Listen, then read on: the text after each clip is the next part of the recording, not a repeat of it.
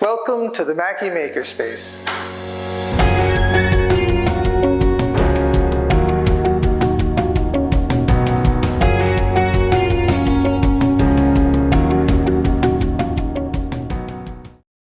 Hi, I'm Brother Bob Macke, and today's project has something to do with my actual day job as curator of meteorites at the Vatican Observatory.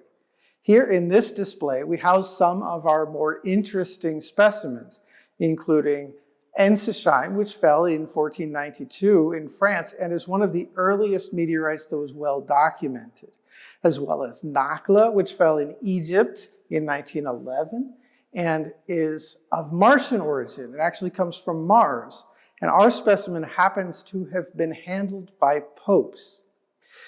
And then we also have a moon rock that was collected from the surface of the moon by the crew of Apollo 17.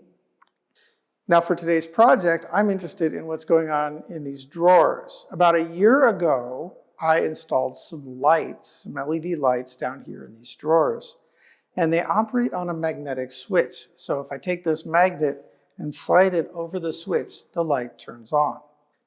Now the issue is over here on the other side. Over here we have another magnetic switch, but it's been damaged. So if I move the magnet over it, it doesn't turn on. So we're going to have to tear this out and replace the switch. And this will be a good opportunity to see how this thing was put together. So let's get started on this little project. The first step is to remove the magnetic switch from the mounting bracket I 3D printed. It just pops out, and now I can deal with the lights.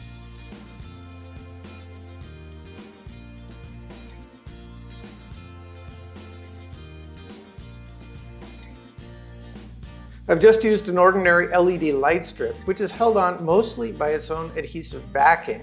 And these things are notorious for coming undone, and I've already had to deal with that a few times. So my quick and dirty solution was to tape them in place, but that's ugly, and while I have this thing out, I might as well deal with that problem too. So we're just going to pull it out, and then it's off to the workbench. And before I can remove the bad switch, I need to peel off the shrink-wrap plastic that covers the solder joint. A sharp knife will help out here. You got to be careful not to cut yourself.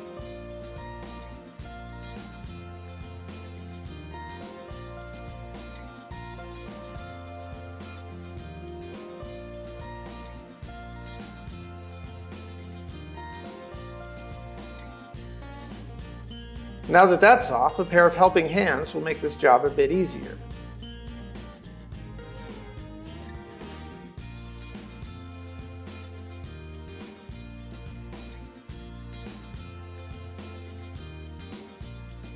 The old switch comes off with a little heat from the soldering iron.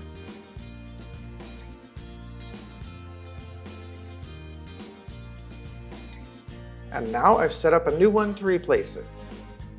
Slide a bit of plastic tubing over the wire, and solder the switch in place.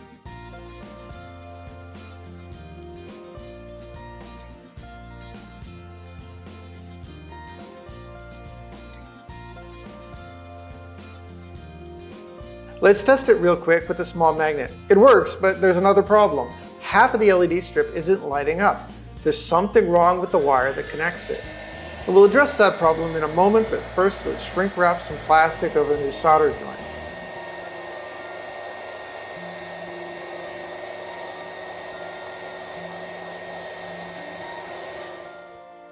The wire bridge connecting the two halves of the LED strip looks pretty bad. I'm going to remove it completely and put in some new wires.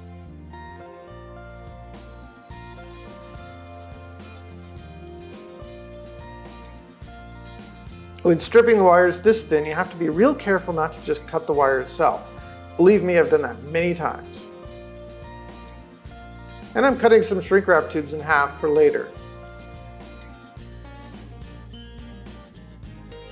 The new wires get soldered into place, and as much as possible I'm going to reuse the old solder. Notice that there's a solder bridge over the RGB leads, so the strip will produce a solid white light. Now to slide the shrink wrap over the wires before soldering the other end. Rinse and repeat.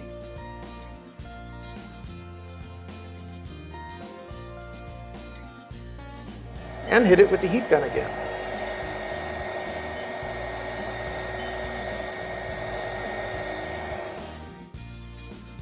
As an added measure, the new connections get sealed with electrical tape.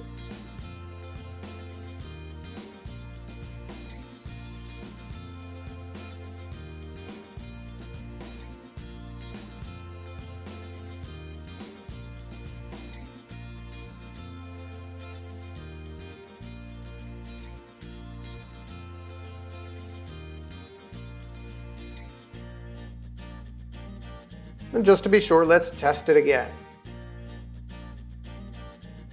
Success! The whole strip lights up.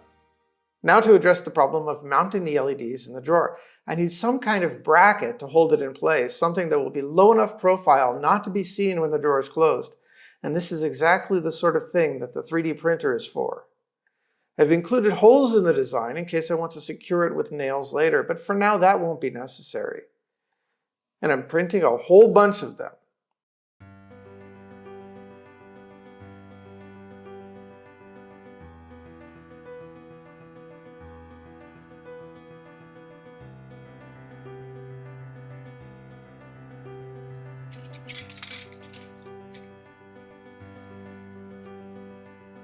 The brackets will support the LED strip, but to secure it in place, I'm going to use double sticky tape.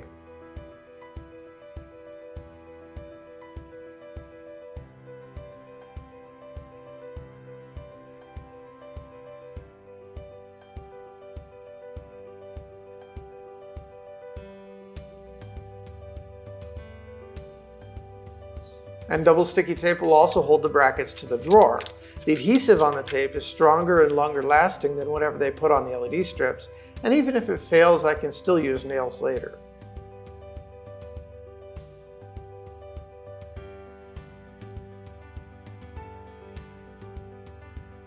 A quick test to make sure it fits. Looks good, so let's go back to the drawer.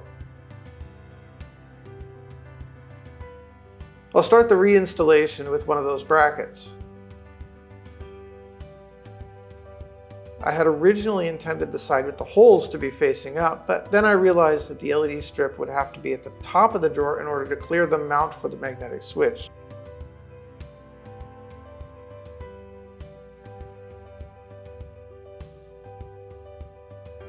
And by the way, that gray box holds the battery pack for the lights. It runs on a few AA batteries.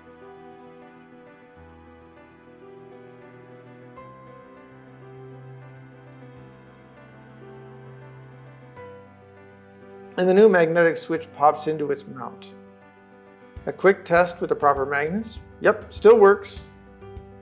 So now to put in the rest of the brackets and finish the reinstallation.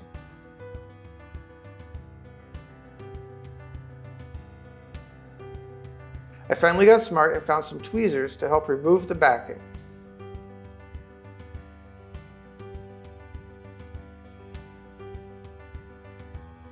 It looks so much nicer now. I do still need a little bit of tape to secure some loose wires, but that will not really be visible once the drawer is closed.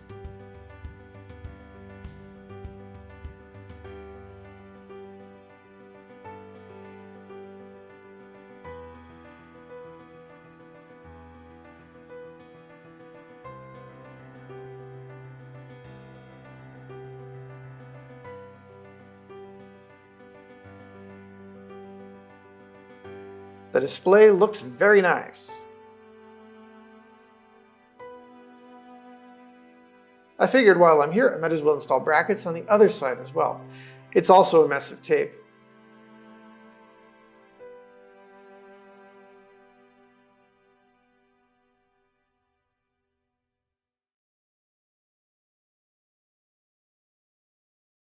And now it looks great too. And now this project is done.